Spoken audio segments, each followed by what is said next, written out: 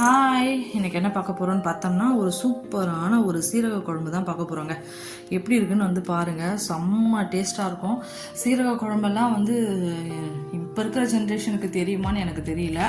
But எப்படி வைக்கிறேன்னு பாருங்கள், அதே மாதிரி நீங்களும் வச்சு ட்ரை பண்ணுங்கள். ரொம்ப ஹெல்த் பெனிஃபிட்ஸ் உள்ள ஒரு விஷயம் தான். நம்ம ரொம்ப ஹீட் எனாமரஸ் உடம்புல இருக்குதுன்னா நல்லா குறைக்கிறதுக்கு ஹெல்ப் பண்ணோம். ஆயில் போட்டுக்கோங்க, கொஞ்சம் தாராளமாகவே போட்டுக்கோங்க. நல்லெண்ணெய் இருந்தால் கூட பெஸ்ட்டு தான் போட்டுக்கோங்க. கடுகு போட்டுக்கோங்க, கொஞ்சமாக ஒரு 1/4 ஸ்பூன் கிட்ட வெந்தயம் போட்டுக்கோங்க. வெங்காயம், நல்ல வெள்ளை பூண்டு, நல்லா பூண்டு ஒரு 10 வெள்ளை போட்டுக்கோங்க. கருவேப்பிலை போட்டுக்கோங்க, நல்லா வதக்குங்க. நெக்ஸ்ட்டு ஒரு நல்ல பெரிய தக்காளி பழமாக இருக்கத்தான் போட்டு நல்லா இந்த மாதிரி வதக்குங்க. நல்லா வதங்கணும். தக்காளியை நல்லா குத்தி குத்தி விட்டு நல்லா பேஸ்ட்டியாக நல்லா வதக்குங்க. வதங்கினதுக்கப்புறமா நம்ம வந்து மஞ்சள் பொடி போடுங்க.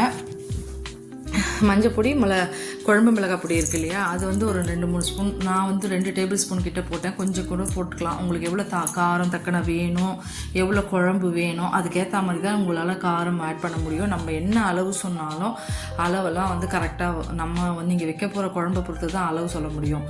அதனால் நம்ம வந்து எந்த அளவையும் குறிப்பிட்டு சொல்ல முடியாது. இது இந்த டைமில் போடணும்னு வேணால் சொல்ல முடியும். ஏன்னா அளவு வந்து நீங்கள் தான் அதை ட்ரிபிளாக மாற்றிக்கணும். இந்த மாதிரி மிளகாய் பொடி போட்டுட்டு நல்லா கல் உப்பு போட்டுக்கோங்க. போட்டுட்டு உப்பு தான் போடுங்க, நம்ம குழம்புக்கு தேவையான அளவுக்கு உப்பு போட்டுட்டு நல்லா ஃப்ரை பண்ணுங்கள். கொஞ்சம் மசாலாவை ஃப்ரை பண்ணிவிட்டு நல்லா புளியை கரைச்சி ஊற்றிடுங்க. புளியை கரைச்சி ஊற்றிட்டு நல்லா புளி வந்து கொஞ்சம் புளிப்பு இருக்கட்டும். அது வத்த குழம்பு மாதிரி தான் இருக்கும் ஆக்சுவலாக. ரொம்ப திக்காக ரொம்ப தண்ணியெல்லாம் ஊற்ற வைக்க வேண்டாம். நல்லா திக்காகவே இருக்கட்டும். புளியை கரைச்சி ஊற்றிட்டு நம்ம நல்லா கொதிக்கிட்டோம்னு சொல்லி ஒரு பக்கம் வச்சுருங்க. அதை நல்லாவே நான் புளிப்பு வச்சு சேர்க்குறேன். நம்ம மிளகாய் பொடி எவ்வளோ போடுறோம் அதுக்கேற்ற மாதிரி தான் புளி போட முடியும். அதை நான் மனசில் வச்சுட்டு எப்பயுமே குழம்பை வந்து கூட்டுங்க.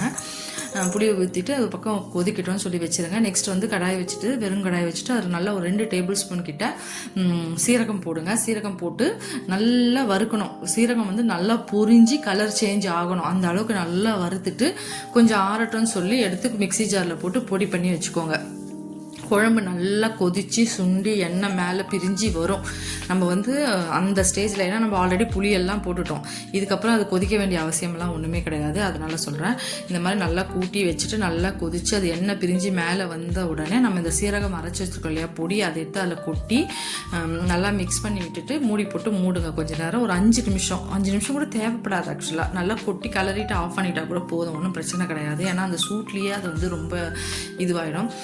சாப்பிட்டிங்கன்னா அப்படியே வத்த குழம்பு தோற்று போயிடும். அந்த அளவுக்கு செம்ம டேஸ்ட்டாக இருக்கும். ரொம்ப ஜீரண சக்திக்கு ரொம்ப நல்லது. நெக்ஸ்ட் வந்து உடம்பு ரொம்ப ஹீட்டாக இருக்குது, நம்ம அதை குளிர்ச்சி பண்ணணும்னு நினைக்கிறோம். இந்த வெயில் டைம்லலாம் வந்து இந்த மாதிரி குழம்புங்கள்லாம் வச்சு சாப்பிட்டா ரொம்ப நல்லாயிருக்கும்.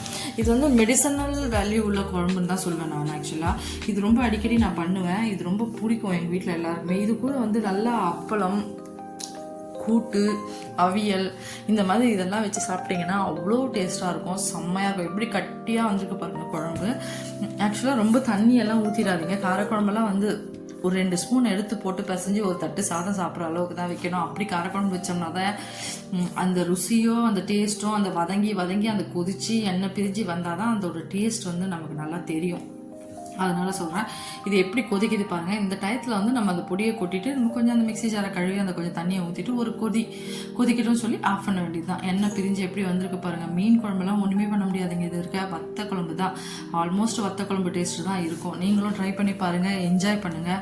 என்னோடய சமையல்லாம் உங்களுக்கு பிடிச்சிருந்தால் லைக் பண்ணுங்கள், ஷேர் பண்ணுங்கள், சப்ஸ்கிரைப் பண்ணுங்கள். மெயினாக கமெண்ட் பண்ணுங்கள், சப்ஸ்கிரைப் பண்ணுங்கள். உங்களுக்கு இந்த மாதிரி குழம்பு வச்சு பார்த்துட்டு நல்லா இருந்ததுன்னா எனக்கு கமெண்ட் பண்ணுங்கள். செம்மையாக இருக்கும். பூண்டெல்லாம் போட்டு செம்ம டேஸ்ட்டாக இருக்கும். ட்ரை பண்ணி பாருங்கள், உங்களுக்கே ரொம்ப பிடிக்கும். ஒன்ஸ் வச்சுட்டிங்கன்னா அடிக்கடி வைப்பீங்க. ரொம்ப ஈஸியான குழம்பு தான். ட்ரை பண்ணி பாருங்கள், என்ஜாய் பண்ணுங்கள். தேங்க்யூ. எப்படி கொதிச்சு எண்ணெய் பிரிஞ்சு வருது பாருங்கள். எம்மி. சாப்பிட்டிங்கன்னா அவ்வளோதான், தேன் மாதிரி இருக்கும்.